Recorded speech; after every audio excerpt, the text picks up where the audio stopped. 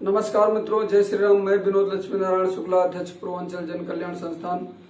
आप लोग देख रहे हैं लोकमंच टीवी। मित्रों, आप लोगों का आशीर्वाद चाहिए। आप लोग हमारे चैनल को सब्सक्राइब कीजिए, क्योंकि बिना सब्सक्राइब के काम नहीं होता। और अब आप लोग सब्सक्राइब करेंगे तो आपकी आवाज अच्छे जगह तक पहुंचाने की कोशिश करूंगा मैं, आपकी आवाज बनने की कोशिश करूंगा मैं। मित्रों, आरक्षण पे अभी सुप्रीम कोर्ट का आदेश आया है कि आरक्षण मौलिक अधिकार नहीं है। सुप्रीम कोर्ट से हमें कई बार राहत मिली, लेकिन कई बार हमें ऐसे ही दबाया गया।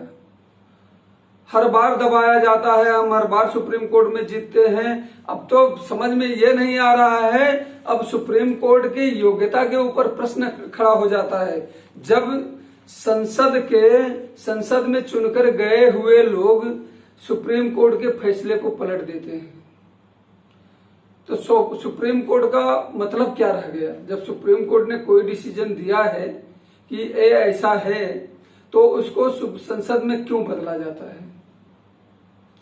क्या सुप्रीम कोर्ट के जज अयोग्य हैं? क्या उनके पास कोई जो जज बनने का मानक होता है उसको वो पूरा नहीं करते हैं? या आप लोग एक जज से ज्यादा शिक्षित हैं? आप लोगों के पास एक जज से ज्यादा जानकारी है? आप लोगों की शिक्षा में और एक जज की शिक्षा में कोई अंतर नहीं है? आप लोग अपने आप को जज से ऊपर कैसे समझते हैं? क्योंकि संसद कार्यपालिका जो है, मैं जानता हूं कि भारत देश में कार्यपालिका का स्थान सर्वोपरि है, सबसे ऊंचा है, ठीक है। लेकिन आप लोग उसकी मर्यादा का ध्यान नहीं दे रहे हैं कि जो जितना ऊंचा होता है वो उतने ही मर्यादित होकर के जीता है। तो आप लोग अब बताइए कि सुप्रीम कोर्ट अगर कोई आदेश दे, अगर कोई भी सुप्रीम कोर्ट में जाए, आदेश मिले और वो आदमी जीत के आए, और उसके बाद आप लोग किसी वर्ग विशेष को खुश करने के लिए उस फैसले को पलट दें, एक जाति विशेष को खुश करने के लिए उस फैसले को पलट दें, ये कहां का न्याय है? ये कैसा न्याय है?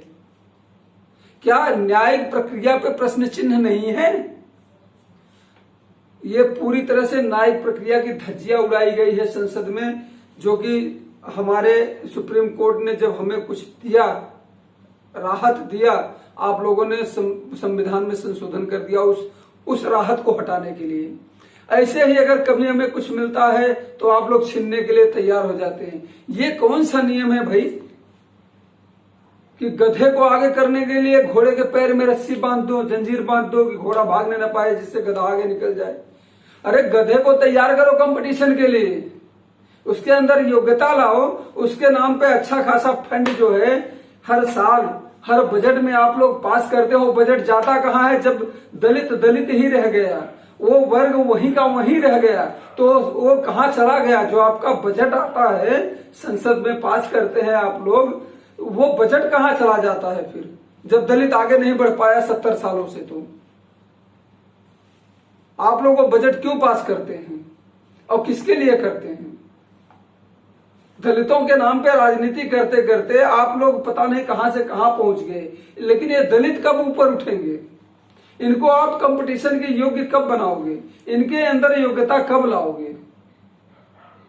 आप लोग बताइए हमें। अभी कुछ दिन पहले ही उसके बाद स्टेटमेंट के बाद जो है, बिहार के मुख्यमंत्री सुशील मोदी जी ने कहा कि संविधान के खंड 3 के अंतर्गत धारा 15(4) धारा 15(5) के तहत आरक्षण अनुसूचित जाति और अनुसूचित जनजाति व पिछड़े वर्ग का मौलिक अधिकार है। भाजपा के रहते कोई इन वर्गों का इनके अधिकार से वंचित नहीं कर सकता।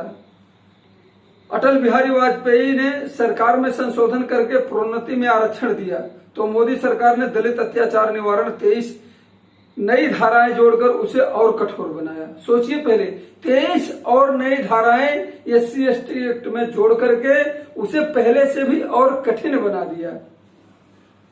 ये हमारे सुशील मोदी जी ने कहा है भाषण में। और जब सुप्रीम कोर्ट ने कुछ धाराओं को शिथिल किया तो कानून में संशोधन कर उसे पुनः स्थापित किया।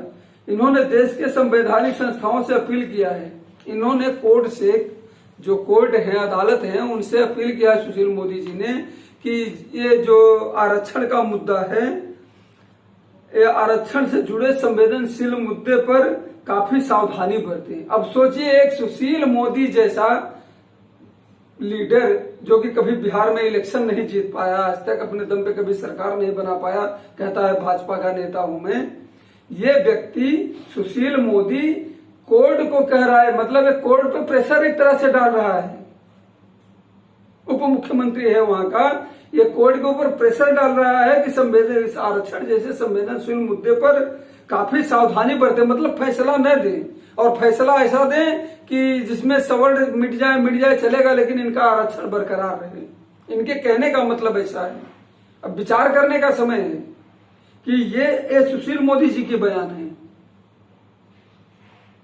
ऐसे बयान दिए जा रहे हैं सवर्णों के खिलाफ कि आरक्षण जो है बचा रहे, किसी तरह से इनकी राजनीतिक रोजी रोटी चलती रहे, लोगों को उल्लू बनाते रहे। इन्होंने ये नहीं कहा कि नहीं अब हमें चाहिए कि नहीं अब आरक्षित वर्ग को हम ऊपर उठाएं, उनको कंपटीशन के योग्य बनाएं। अरे कंपटीशन के योग्य क्या बनाओगे आप लोग, मैं तो समझ नहीं पा रहा हूं कि। और आरक्षण को लेकर के पूरी तरह प्रतिबद्ध भाजपा, जहां नौकरियों में दलितों के प्रमोशनों में आरक्षण का समर्थन करती है, ये भाजपा जो है नौकरियों में पूरी आरक्षण को लेकर पूरी तरह प्रतिबद्ध है, जहां नौकरियों में दलितों के प्रमोशनों में आरक्षण का समर्थन करती है, वहीं दलित आरक्षण में क्रीमी लेन का कभी भी पक्षधर नहीं रही है। सुनिए इनकी बात को। भाजपा का स्पष्ट मत है कि अनुसूचित जाति, अनुसूचित जनजाति व पिछड़े वर्ग का आरक्षण अक्षुण्ण रहना चाहिए और उसमें कोई छेड़छाड़ नहीं होना चाहिए। बता दें कि अब हम आपको बता रहे हैं कि डीएमके, सीपीआई, एआईएडीएमके समेत अन्य 50 पार्टियों ने वहां पे पिटीशन दायर किया था सुप्रीम कोर्ट में। साउथ की 50 राजनीतिक पार्टियों ने मिलकर के ये पिटीशन डाउन किया था सुप्रीम कोर्ट में। एनईईटी के तहत तमिलनाडु में 50% आरक्षण मामले को लेकर के याचिका दायर की थी। मित्रों, ऐसा मैं बता रहा हूं आप लोगों को। अब बताइए कि हम कहां हैं और हमारी स्थिति क्या है। हमारा कोई सुनने वाला है, हमें कोई देखने वाला है कि सवर्ण भी है यहाँ पे, सवर्णों के अंदर भी गरीबी है, सवर्णों के अंदर भी भुखमरी है, सवर्णों के अंदर भी बेरोजगारी है, सवर्ण भी दर दर भटक रहे हैं, मारे मारे भटक रहे हैं। कभी इस बात पे विचार किया इन्होंने? किसी भी राजनीतिक पार्टी ने नहीं किया। क्यों नहीं किया? क्योंकि हमारे सवर्ण नेता जो है वो गद्दार हैं, वो कभी सवर्णों का साथ देते ही नहीं है, सवर्णों के लिए आवाज उठाते ही नहीं है। इनकी गद्दारी का बस एक ही इलाज है, वोट फॉर नोटा। इनको जवाब है, जब कोई हमारा नहीं तो हम किसी के नहीं।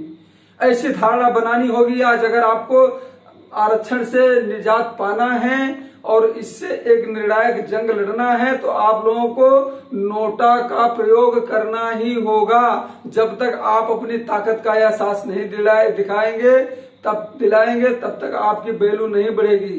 तब उसके बाद में जिसको हमारे वोट की जरूरत पड़ेगी वो हमारे पास आएगा। इसके लिए एक बार वोट फॉर नोटा, पूरे देश में पूरे हर जगह पे हम नोटा को वोट देंगे। हम किसी राजनीतिक पार्टी को वोट नहीं देंगे। जब हमारा कोई समर्थक नहीं है तो हम किसी के समर्थक नहीं है। बस मित्रों, जय हिंद, जय श्री राम।